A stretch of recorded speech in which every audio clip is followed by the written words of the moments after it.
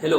स्वागत है आपका इंडियाज ऑनलाइन लर्निंग प्लेटफॉर्म में जिसका नाम है लर्न एट। लर्न करना है तो लर्न एट पर ही। चलिए अपने वीडियो को स्टार्ट करते हैं। Pteridophyta, let us start. Pteridophytes.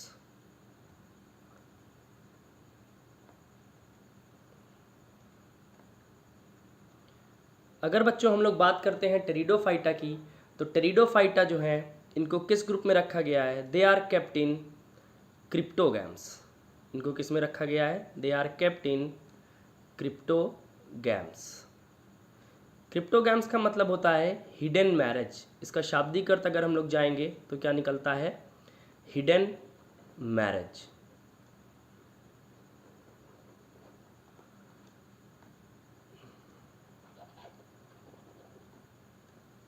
इसको हम लोग क्या कहते हैं? हिडन मैरिज कहते हैं। टेरिडोफाइट के अगर लोकेशन की बात करते हैं बच्चों की, ये कहाँ पर पाए जाते हैं, तो pteridophytes are found in cool, damp and shady places. ये कूल, डैम्प और शेडी प्लेसेस में पाए जाते हैं। कुछ ऐसे भी हैं जो सैंडी सॉइल में भी पाए जा सकते हैं, which are also found in sandy soil. चलिए आगे बढ़ते हैं। टेरिडोफाइट्स में बच्चों दो लोगों को इंक्लूड किया गया है। टेरिडोफाइट्स इंक्लूड्स, यहाँ पर जो दो लोग आते हैं they are horsetail and ferns. कौन आता है यहाँ पर? हॉर्सटेल एंड फर्न्स, इनको यहाँ पर रखा गया है। अगर बात करते हैं इनके यूजेस की, टेरिडोफाइट्स का इस्तेमाल, they also act as soil binders. ये सॉइल बाइंडर्स का काम करते हैं। They also have medicinal values, यानी इनका प्रयोग हम लोग दवाएं बनाने में भी करते हैं। इनको हम लोग साज सज्जा यानी सजाने के काम में भी यूज़ करते हैं। That is they also have ornamental uses. इनका ऑर्नामेंटल यूज़ भी होता है। अच्छा, उसके बाद अगर बात करते हैं हम लोग मेन प्लांट बॉडी की, अगर हम लोग बात करते हैं टेरिडोफाइट्स के मेन प्लांट बॉडी की, तो देखिए क्या निकल के आता है सामने। अगर हम लोग बात करते हैं मेन प्लांट बॉडी की, तो टेरिडोफाइट्स जो होते हैं their main plant body is sporophyte. इनकी मेन प्लांट बॉडी कैसी होती है? स्पोरोफाइट होती है, जो एक डिप्लॉयड स्टेज होती है। ये अधिकतर जीवन अपना स्पोरोफाइट स्टेज में गुजारते हैं, यानी डोमिनेंट फेज कौन सा है इनकी लाइफ साइकिल में? स्पोरोफाइट। ये दुनिया के पहले ऐसे पौधे हैं जिनके पास वैस्कुलर टिश्यूज देखे गए। They are the first terrestrial plants. Terrestrial means जो ज़मीन पर पाए जाते हैं। They are the first terrestrial plants to have vascular tissue. ये दुनिया के सबसे पहले ऐसे पौधे हैं जिनमें वैस्कुलर टिश्यूज़ पाए जाते हैं। That is xylem and phloem. तो ये पॉइंट बहुत इंपॉर्टेंट हो सकता है आपके नीट एग्जाम के लिए कि दुनिया के पहले ऐसे कौन से पौधे हैं जिनमें वैस्कुलर बंडल्स या वैस्कुलर टिश्यूज़ देखे गए? They are your pteridophytes. उसके बाद अगर बात करते हैं main plant body that is sporophyte की, तो जो इसका स्पोरोफाइट होता है बच्चों, इसके स्पोरोफाइट में स्पोरेंजिया पाए जाते हैं। They are given structures known as sporangia. These sporangia contains leaf like structures called as sporophylls. इनके स्पोरेंजिया में क्या पाए जाते हैं? स्पोरोफिल्स पाए जाते हैं। ये स्पोरोफिल्स दो तरह के हो सकते हैं। कुछ लीव्स छोटी हो सकती हैं जिनको हम लोग माइक्रोफिल्स कहते हैं, माइक्रोफिल्स, या फिर इनको हम लोग माइक्रो स्पोरोफिल्स भी कह सकते हैं। और कुछ लीव्स लार्ज होती हैं जिनको हम लोग मेगाफिल्स और मेगा स्पोरोफिल्स भी कह सकते हैं। अच्छा, उसके बाद इसका जो स्पोरोफाइट होता है बच्चों, इसमें ट्रू रूट लीफ स्टेम भी पाया जाता है। It consist of true root leaf and stem. अगर आगे बढ़ेंगे तो यहाँ पर माइक्रोस्पोरोफिल्स जिन स्पीशीज़ में पाया जाता है, दे आर सिलेजिनेला। इसका एग्जाम्पल क्या हो सकता है? सिलेजिनेला हो सकता है।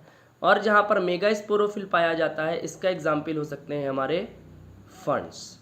जब आगे बढ़ेंगे बच्चों तो इसका जो स्पोरेंजिया होता है, इनके स्पोरोफिल में जो स्पोरेंजिया है, दिस स्पोरेंजिया प्रोड्यूसेस स्पोर्स। ये स्पोरेंजिया क्या प्रोड्यूस करता है बच्चों? स्पोर्स प्रोड्यूस करता है। और स्पोरेंजिया जैसे कि डिप्लॉयड स्ट्रक्चर होता है, हमें पता है, और स्पोर्स कैसे होते हैं? हैप्लॉयड। इसका मतलब यहाँ पर कौन सा डिवीज़न होता है? मियोसिस होता है। और ये स्पोर्स सिमिलर भी हो सकते हैं। मेजॉरिटी ऑफ टेरिडोफाइट्स में ऐसा देखा गया कि एक ही जैसे स्पोर्स पाए जाते हैं, जिनको हम लोग, इस कंडीशन को हम लोग कहते हैं होमोस्पोरस, होमोस्पोरस कंडीशन।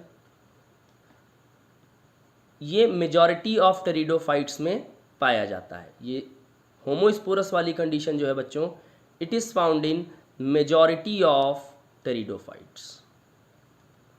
वहीं अगर ये स्पोर्स डिसिमिलर हैं, यानी एक जैसे नहीं है, then this condition is known as heterosporous. तो अब हम लोग इस कंडीशन को क्या कहते हैं?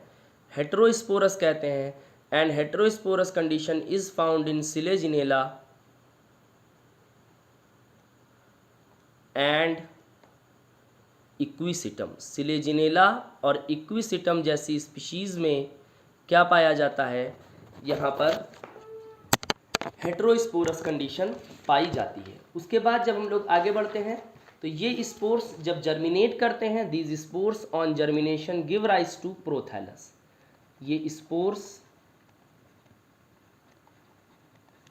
जब जर्मिनेट करते हैं, यानी on germination, they give rise to prothallus. ये किसको जन्म देते हैं? ये प्रोथैलस को जन्म देते हैं, which is also known as gametophyte, जिसको हम लोग क्या कहते हैं? गैमीटोफाइट कहते हैं। अच्छा, अब देखिए जो बड़े वाले, इस यहाँ पर दो तरह के स्पोर्स प्रोड्यूस हुए, ठीक है। कुछ ऐसी कंडीशन, कुछ ऐसी स्पीशीज़ हैं या ऐसे मेंबर्स हैं टेरिडोफाइट्स के जिनमें सारे स्पोर्स एक जैसे हैं।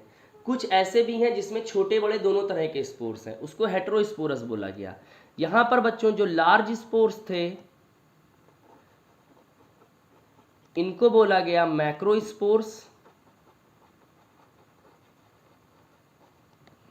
और जो स्मॉलर स्पोर्स थे, यानी जो छोटे स्पोर्स थे, यहाँ पर स्मॉल स्पोर्स को बोला गया माइक्रोस्पोर्स। इनको हम लोग ने क्या बोला? माइक्रोस्पोर्स बोला।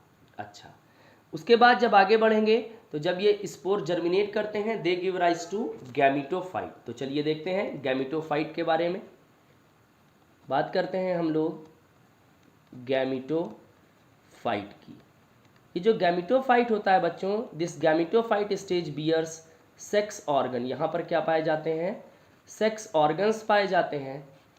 जो मेल सेक्स ऑर्गन होता है, मेल सेक्स ऑर्गन को हम लोग कहते हैं एंथ्रीडियम,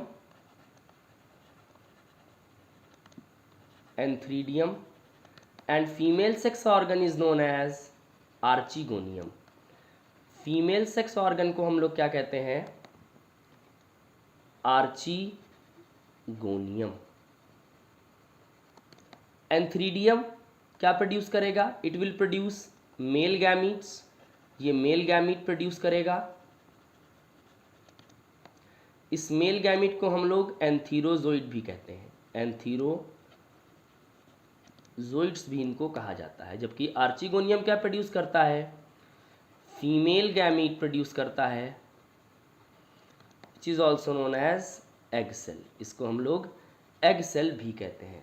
अब ये जो मेल गैमीट है, दैट इज़ एंथीरोजोइट है, ये वाटर की मदद से कहाँ तक जाता है बच्चों? फीमेल गैमीट तक यानी आर्चिगोनियम के अंदर चला जाता है, आर्चिगोनियम के माउथ तक जाता है और वहाँ पर ये किससे फ्यूज़ करता है, एग सेल से। किसकी मदद से जाएगा, वाटर की मदद से जाता है और एग सेल से फ्यूज़ करता है। और बच्चों जब ये एग सेल से फ्यूज़ करेगा, दैट इज़ जब फर्टिलाइजेशन होगा, तो फर्टिलाइजेशन का रिजल्ट या प्रोडक्ट हम लोगों को पता है, इट इज़ जाइगोट। ये क्या होता है, जाइगोट होता है।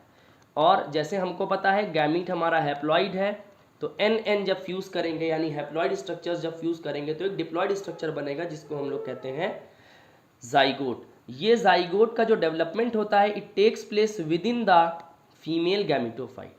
It develops within female gametophyte. ये बात आपकी बहुत इंपॉर्टेंट है कि यहाँ पर जाइगोट यानी स्पोरोफाइट का डेवलपमेंट कहाँ पर होगा, गैमिटोफाइट के अंदर होगा। जाइगोट का डेवलपमेंट फीमेल गैमिटोफाइट के अंदर होगा and this zygote will develop into A sporophyte. ये किस में डेवलप हो जाएगा, it will develop into A sporophyte. ये स्पोरोफाइट में डेवलप हो जाएगा। और फिर से वही बात आ जाएगी कि स्पोरोफाइट एक मल्टी सेलुलर स्ट्रक्चर है, it is a multicellular structure and it is a diploid structure, यानी कि ये 2n होता है। और ये स्पोरोफाइट स्टेज जो है, it is the dominant phase in the life cycle of pteridophytes. ये डोमिनेंट फेज होता है। और उसके बाद फिर से स्पोरोफाइट में क्या होगा, स्पोरेंजिया होंगे और स्पोरेंजिया जो होते हैं ये स्पोरेंजिया मियोसिस करेंगे और फिर से स्पोर्स बनाएंगे। वो स्पोर्स फिर से हैप्लॉइड होंगे और वो फिर गैमिटोफाइट बनाएंगे और फिर से ये स्टेज आ जाएगी गैमिटोफाइट में। डेवलपमेंट जब होगा तो सेक्स ऑर्गन बनेंगे, मेल गैमिट और फीमेल गैमिट फिर इसी गैमिटोफाइट से रिलीज होगा, फिर ये फर्टिलाइजेशन करेगा और इस तरह से प्रोसेस चलता रहेगा। अगर हम लोग बात करते हैं बच्चों स्पोरोफाइट्स की, अगर किसकी बात करते हैं, स्पोरोफाइट्स की अगर हम लोग बात करते हैं तो स्पोरोफाइट की ख़ास बात ये होती है बच्चों कि जो स्पोरोफाइट्स हैं इनमें जो स्पोरोफिल्स पाई जाती हैं, इसमें जो लीव्स पाई जाती हैं दैट इज़ स्पोरोफिल्स। ये स्पोरोफिल्स कुछ मेंबर्स में जैसे कि सिलेजिनेला एंड इक्विसिटम में क्या करते हैं, these leaves are arranged in the form of cones।